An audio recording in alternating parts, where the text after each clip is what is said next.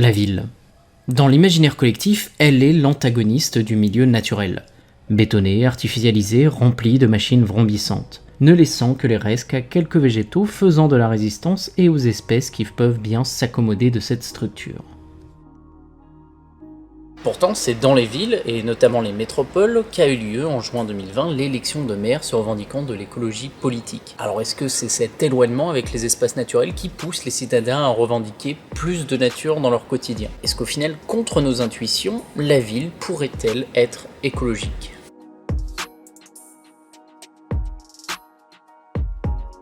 Alors déjà, il faut mettre en avant de réels avantages écologiques à la ville qui ne lui sont pas toujours reconnus.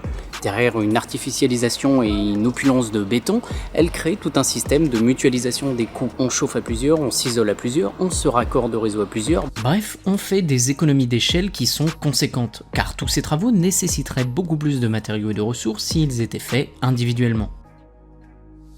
Sa verticalité qui peut déranger est également un avantage car plus d'humains sur une plus petite surface, c'est ça de plus qui est gardé pour les espaces naturels. L'étalement urbain, c'est un problème environnemental majeur. Freiner l'artificialisation des sols, c'est un objectif clé pour enrayer la crise de la biodiversité.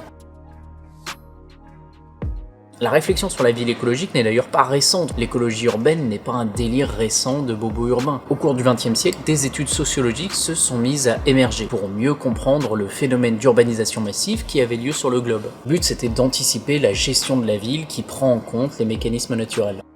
L'écologie et la ville ne sont donc pas antagonistes, et l'urbain n'est pas de facto l'ennemi à abattre pour lutter contre le réchauffement climatique. Son mode de vie est d'une part protecteur de la biodiversité, en cela qu'il se tire loin d'elle, parce que oui, être loin de la nature, c'est aussi lui foutre la paix.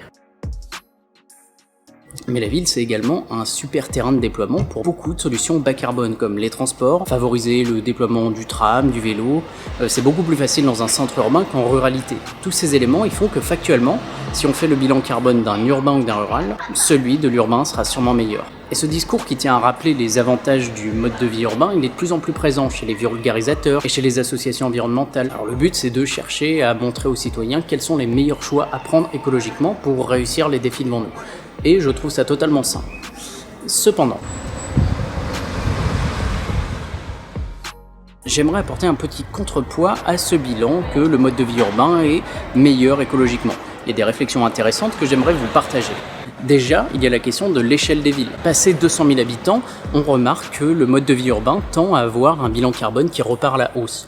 Et le coupable est assez vite identifié. Il s'agit à ce moment-là de la présence de l'aviation. Les grandes métropoles ayant un aéroport, celui-ci vient alourdir le bilan carbone de ses habitants. À titre d'exemple, 33% des émissions des Parisiens sont dues au simple secteur de l'aviation. Donc pour une fois, la taille ça compte. Mais il y a d'autres éléments, notamment sur l'éloignement avec les espaces naturels. Si ça peut créer un manque chez les citoyens qui leur permettent de s'intéresser et de promouvoir des politiques écologiques, pourquoi pas? Mais il se peut que cet éloignement soit aussi un vecteur de désintérêt ou de déconnexion. Alors j'ai eu assez de mal à trouver des études sociologiques sur ce sujet, et je serais curieux d'avoir personnellement votre avis, parce que moi je viens d'une région rurale et montagnarde. Et ce qui a été une des causes de mon engagement, c'est de voir ces changements année après année, d'avoir une visibilité sur les dégradations, et ça a été un facteur d'engagement. Je me questionne donc d'un mode de vie qui peut s'éloigner justement des milieux naturels, puisqu'on s'éloignerait des dégradations que l'on peut causer par notre mode de vie. Et ça me permet de faire une bonne transition vers un autre phénomène que l'on néglige trop. C'est l'impact de la ville sur nos comportements. Les mécanismes qu'elle produit, et notamment notre rapport à la consommation, la production, à nos semblables.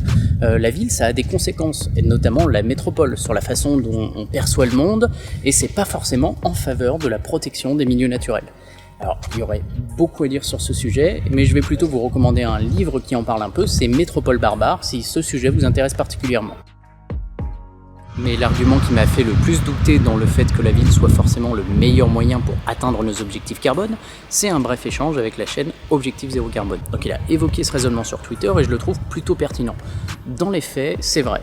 Le bilan carbone d'un urbain est meilleur qu'un rural. Mais le but de la transition écologique, c'est pas du tout d'être le meilleur, c'est d'atteindre un objectif. Cet objectif, c'est 2 tonnes d'équivalent CO2 par an et par personne en 2050. Actuellement, aucun de ces deux modes de vie n'affiche ce bilan, et loin de là. La question à se poser, c'est donc pas qui est le meilleur maintenant, mais lequel est le plus adapté à nous permettre individuellement d'arriver à cet objectif. Et là, force est de constater que l'urbain a de sérieux défauts.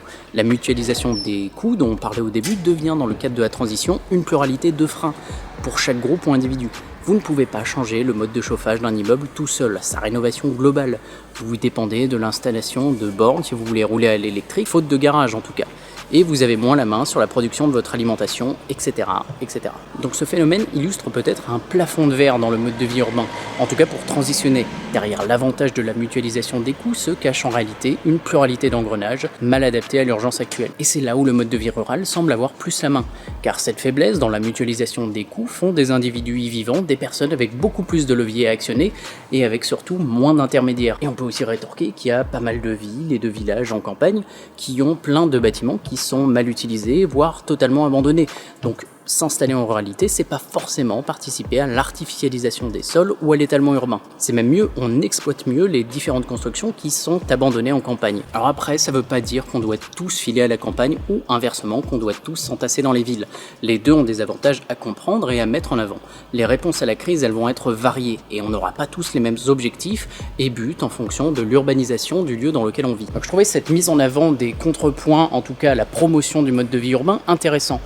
Notamment pour amorcer un sujet dont j'aimerais vous parler bientôt, qui est la complexité écologique. C'est un thème qui me tient très à cœur, mais on le traitera plus tard.